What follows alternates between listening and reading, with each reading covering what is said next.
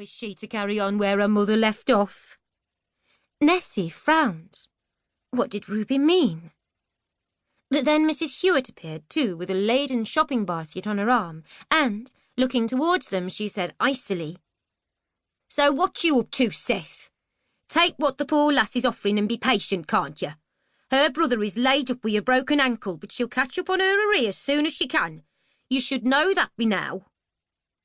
Looking decidedly uncomfortable again, Mr. Grimshaw snatched the money from Nessie's hand, and without another word followed Ruby to her cottage, disappearing through the door with her. Mrs. Hewitt tutted. "Well, happen we won't see him for another good hour or so, and we can guess how she's paying her rent, can't we?" "What do you mean, Mrs. Hewitt?" Nessie asked innocently. "And what did she mean when she asked him if I was to carry on where my mother had left off?" Colour burned into Mrs. Hewitt's cheeks as she stared at a spot above Nessie's head. And then suddenly Nessie realised what she had been intimating, and she gasped as her hand flew to her throat.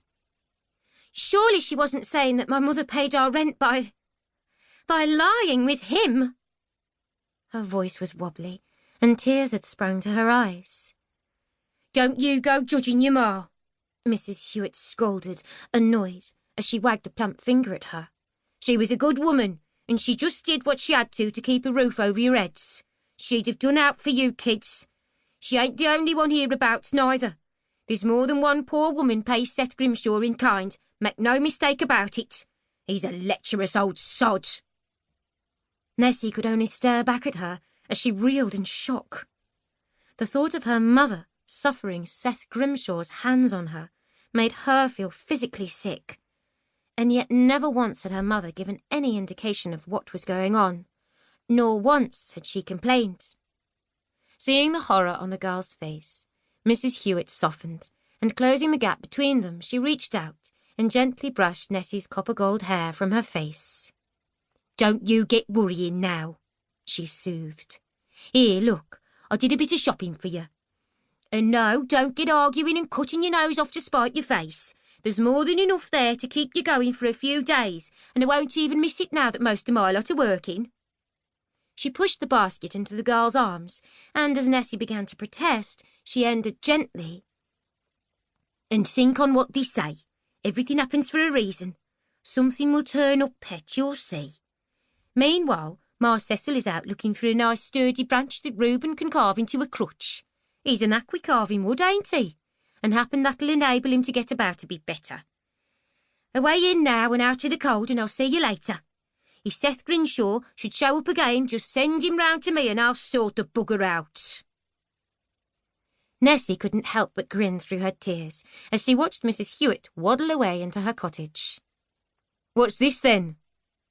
Reuben had just woken up and looked at the basket curiously as she entered the room.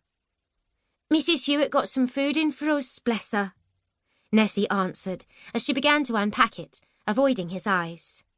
Luckily, it appeared that he had heard none of the conversation outside, and she would never repeat it. Reuben had always put their mother on a pedestal. Let it remain that way. "Why would she do that?" he scowled. "We're not quite charity cases yet." As Nessie thought of the weeks ahead, she began to panic.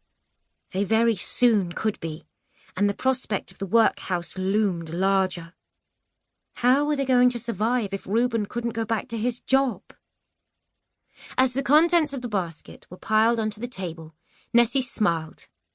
There was a twist of tea, flour, a large cabbage, onions and carrots, as well as some liver and kidneys and other useful food items. She had even thought to buy them some cheap tallow candles, which Nessie was more than grateful for. They had run out of oil for the lamps some days ago, and now they wouldn't have to sit in darkness. Mrs. Hewitt had done them proud, and she immediately began to wash the liver and chop some onions. At least they would eat well this evening. "Ugh, what's this?" Marcy grimaced when her meal was placed before her later that day. "You know I don't like liver." "So don't eat it then," Reuben answered shortly. "You can't be that hungry if you can leave good food." Marcy glared at him as she flounced away from the table. "I shall be glad when Monday comes."